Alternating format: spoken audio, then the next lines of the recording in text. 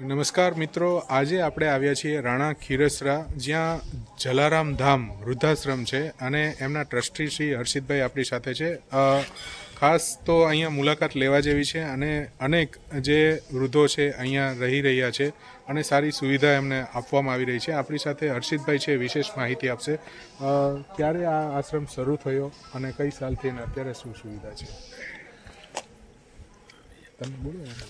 Okay, આ શ્રી જલારામ ધામ વૃદ્ધાશ્રમ રાણા ખીરસરા 1997થી કાર્યરત છે.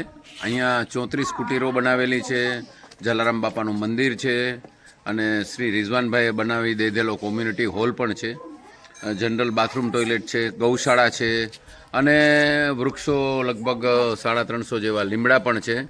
અને અહીંયા વૃદ્ધોની સેવા થાય છે, જે નિરાધાર વૃદ્ધો હોય કે જેમને સોસાયટીમાં કંઈ સપોર્ટ ન હોય એ વૃદ્ધોની સેવા થાય છે. અને ખાસ કરીને મને જણાવતા વિશેષ આનંદ થાય છે કે અત્યારે આપણી સાથે શ્રી ભરતભાઈ હિરજીભાઈ ઠકરાર યુકેથી આવ્યા છે અને નિમીબેન જે આવ્યા છે એ અમારા ખૂબ પ્રમુખ દાતા છે અને લંડનથી પણ પહેલાં જ્યારે કુટીરો બનાવી ત્યારે ઘણું યોગદાન મળેલું છે. અને આ રીતે એક સદભાવનાથી આ વૃદ્ધાશ્રમ ચાલુ થયું.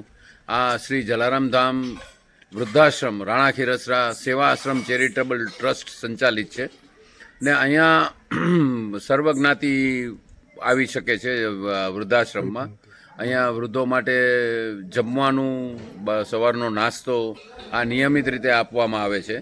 અહીંયા સોલારની પણ વ્યવસ્થા છે અને કુટીરની વ્યવસ્થા. તમે આ વૃદ્ધાશ્રમમાં તમે આવો તો તમને ફેર એ મળશે કે દરેક બે વૃદ્ધ વચ્ચે એક કુટીર છે અને કુટીર ચારેય દિશા બધી બાજુમાં ચારેય બાજુ છે અને વચ્ચે તમે જુઓ તો એક આ પેવમેન્ટ પણ છે અને ખૂબ સારી રીતે રાત્રે એ લોકોના મનોરંજન માટે ટેલિવિઝન પણ છે અને ગૌશાળાના કારણે એમને પીવાનું દૂધ પણ શુદ્ધ મળે છે. શ્રી હરસુખભાઈ બુદ્ધદેવ એમણે ખૂબ આમાં મહેનત કરી અને આ આશ્રમ ઊભો કરેલો. શ્રી રસિક બાપા રોટલાવાળા, શ્રી મનુભાઈ વિટલાણી, બરાબર, શ્રી મનુભાઈ દેવાણી, એમ બધા જુદા જુદા ટ્રસ્ટીઓ જેમ આવતા ગયા એમ બધાએ પોતાની રીતે ખંતથી આમાં મહેનત કરી અને આ આશ્રમ ઊભો કરેલો છે ને અહીંયા અત્યારે વૃદ્ધોની ખૂબ સારી સેવા થઈ છે. હા, તો જીવનમાં ખાસ કરીને વૃદ્ધાવસ્થા એક એવી છે કે જેમાં કોઈને આપણે સહારો જોઈએ, પણ આ સહારા માટે ઘણા લોકો એવા છે જે પોતાના રીતે એફોર્ડ નથી કરી શકતા. તો અહીંયા આ લોકોને એટલી ફેસિલિટી સુવિધા આપવામાં આવે છે. આપણી સાથે ભરતભાઈ જોડાયેલ છે. ભરતભાઈ, કેટલા ટાઈમથી તમે આ આશ્રમમાં આવો છો અને તમને શું લાગે છે? હું અહીંયા પોરબંદર મેં છોડ્યું 47 years ago. હું છેલ્લા 23 વર્ષ ત્યાં પાછો આવું છું પોરબંદર બાજુ.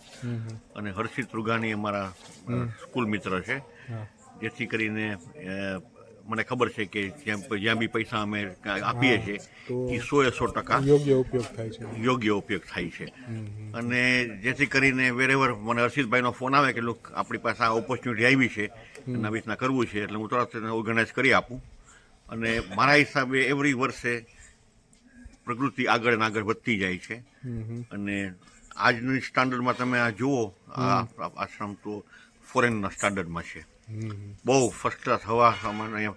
આપણે આજે હું દિલીપભાઈને મળ્યો, એ સરપંચ છે અહીંયા આગળ, એનો ફૂલ સપોર્ટ છે, વિચ ઓબ્વિયસલી આઈ વોઝન્ટ, પહેલાં મને ખબર નથી પણ now I know, so which is also very very good.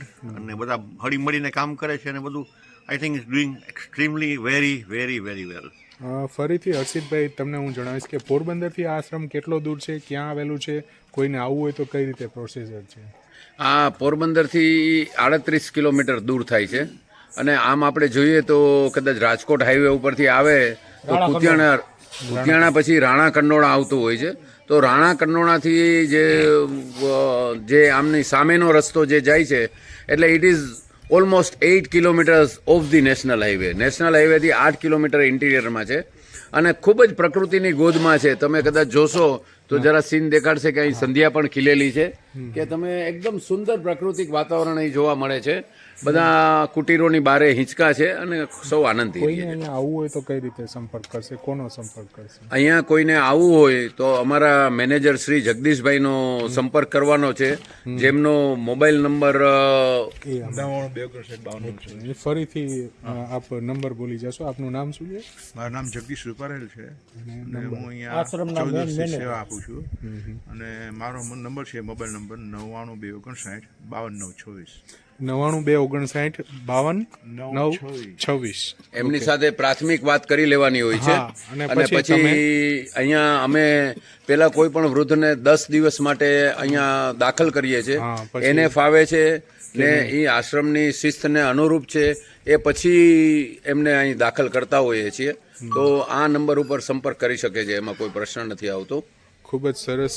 ખાસ કરીને જીવન જો ધન્ય બનાવવું હોય તો ઘણા લોકો પાસે પૈસા નથી, પરંતુ જેની પાસે પૈસા છે તેને ક્યાંક સારા કાર્યમાં ઉપયોગમાં કરવા છે. અને તો જો તમે આ રીતે દાન પ્રવૃત્તિ કોઈ કરવા ઈચ્છતા હોય તો પણ આ આશ્રમમાં દાન આપી શકો છો.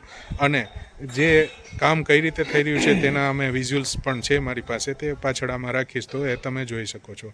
અને રૂબરૂ પણ હું તો રિક્વેસ્ટ કરું છું કે એકવાર અવશ્ય મુલાકાત લો. જય અને ખૂબ જલારામ. કોઈ બીજા વૃદ્ધો હોય હા, તો પણ આપ કોઈ પણ હા કહી શકો તમે છો. અને બીજું કે અમે અહીંયા 2 ગેસ્ટ કુટીરો પણ રાખી છે. કોઈને રોકાવું હોય તો હા એક રોકાવું દિવસ. હોય, બારે કોઈ વિદેશથી આવ્યા હોય, કોઈ દૂરથી આવ્યા હોય, અને કોઈને 2-3 દિવસ આવવું હોય તો દે આર વેલકમ. આ વૃદ્ધાશ્રમનું નામ જલારામ ધામ વૃદ્ધાશ્રમ છે અને એ જ રીતે એ જ પ્રમાણે ચાલે છે. ભલે. જય જલારામ. જય જલારામ, જય શ્રી કૃષ્ણ.